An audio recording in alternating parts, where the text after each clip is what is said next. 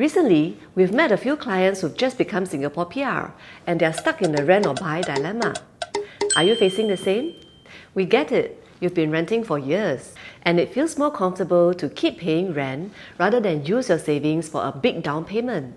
Still have to commit to monthly installments, not to mention property tax, maintenance fees, and perhaps additional buyer's stamp duty of 5%. Plus, if you're new here, you may not fully understand the Singapore property market. Frankly, many don't either, which is why we make sure all our clients get all the key property market insights they need to make informed decisions. On the other hand, owning a home means you're paying towards your own principal rather than the landlord's. And you get potential capital gain too. If you have friends in the same situation, share this video with them. And before we begin, remember to click on the like button and subscribe to this channel. Let's take the popular River Valley Great World area as an example. We'll look at two typical profiles.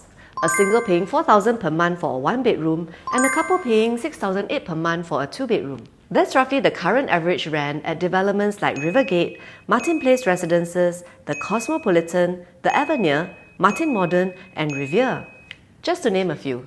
Versus buying, prices vary. Here's the average transacted prices of one bedroom. Martin Place Residences 1.408 million, The Avenue 1.609 million, Riviera 1.658 million, Irwell Hill 1.472 million. And here's the average transacted prices of two bedrooms. Martin Place 2.665 million, Rivergate 3.002 million, the Cosmopolitan 2.85 mil, the Trillium 3.765 mil, Martin Modern 2.124 mil, the Avenue 2.896 mil, Irwell Hill 1.902 mil, Riviera 2.38 mil. When buying resale, your entry price is important. Buying at a safe entry price in a property that holds its value is the key to getting a strong start in your property journey. That's where our data and analysis come in. Two key factors to determine whether it's smarter to rent or buy. Number one, interest rates. Singapore interest rates are relatively low now, about 2%, down from 4.5% in 2023. That means it's cheaper to leverage while rents haven't dropped much. The same monthly installment that covers rent could instead cover your mortgage interest, property tax, and maintenance fees while paying down your principal. Number two, property market. In the last 10 years, core central region prices rose about 60% and RCR OCR rose around 73%. Rentals, it's up 33 to 53%.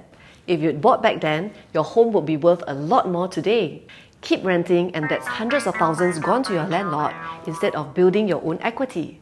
The big question is, will prices and rents keep rising? Many think so, but some worry they might fall. The truth is, it depends on the real demand and supply, and knowing which properties will outperform.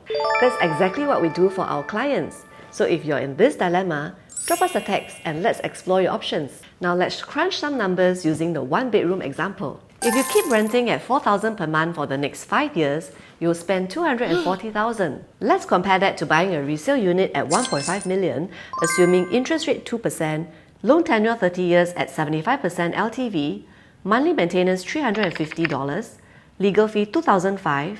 If you're a PR buying your first property, that's 5% ABSD. You save your monthly rent of $4,000, and let's keep capital growth conservative at 2% annually.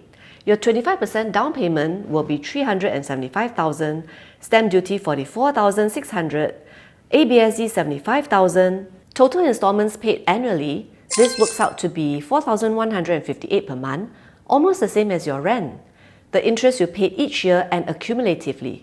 At 2% interest, a good portion of each installment goes to the principal. So in 5 years, you'd have paid down $143,000 in principal. Though when we tally it up, your rental savings rarely cover all recurring expenses, which include installments, property tax, and maintenance. In this case, you top up around $10,000 a year or roughly $800 per month. This amount can be a lot lower if your purchase price is lower than $1.5 million and if we use a higher monthly rental, which both look very possible. Anyway, this is just cash flow, and for most people, CPF easily covers it. It does not mean you're losing money. Now, the results. If we factor in the 2% annualized gain and all one-off expenses, by the end of year 5, your net profit would be about $98,600. That's a 26% return on your $375,000 down payment despite paying a 5% ABSD. You may ask, What if your annualized gain is only 1%? Even at just 1% growth, you'd still be better off than renting. What if you bought a new launch instead? Say you achieve a conservative 3% annualized growth, you buy at 1.5 million and exit at 1.688 million upon TOP. Yes, you'd still need to pay rent and pay small installments during construction, but jumping to the end result, after all expenses, your net gain would be around 75,000. It's not the most ideal, as the gain for a one-bedroom is usually more limited, but the combination of profit and forced savings can put you in a good position to upgrade to a bigger unit that you couldn't afford 5 years ago. And if you're a Singapore citizen buying your first property, no ABSD payable, and your net gain becomes 150,000, which works out to be 40% gain on your down payment. Now the 2-bedroom. Let's take Martin Modern at 2.15 mil. We'll use the same assumptions as before, but update the maintenance fee, legal fee, and monthly rental. Here's the breakdown. Buy at 2.15 mil, and after 5 years at 2% growth, the value is about 2.327 mil. The growth barely covering stamp duties, but your equity position is much stronger. Instead of paying 6,800 per month in rent, your out-of-pocket top-up is only about 1,700 a year to cover installments, maintenance, and property tax. In the process, you've also paid down 206,000 in principal. Nice! When you factor in the capital gain and all expenses, the net profit is around 187,000, nearly 35% on your capital input. Hold for 8 years, and the numbers change dramatically. Principal paid down reaches 340,000, and net gain climbs to roughly 459,000. On a 537,000 down payment, that's an 85% return. This is the power of leverage. What about new launch?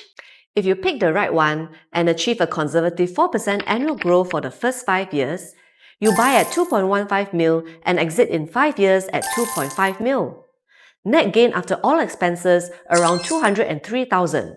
And if you're a Singapore citizen buying your first property, no ABSD, your net gain jumps to 311,000. On your 537,000 down payment, that's nearly a 58% return in just 5 years. To summarize, renting might feel more comfortable, but you're funding your landlord's asset. With Singapore's low interest rates, controlled supply, and strong local demand, property here has very safe, long-term growth potential. If you want to make your first step the right one, picking a property at a safe entry price with the flexibility to upgrade, exit, or hold, you can call or text me at 8222 11110. I'm Alyssa, and I'd love to help you turn your home into one of the best decisions in your life. Hear from you soon!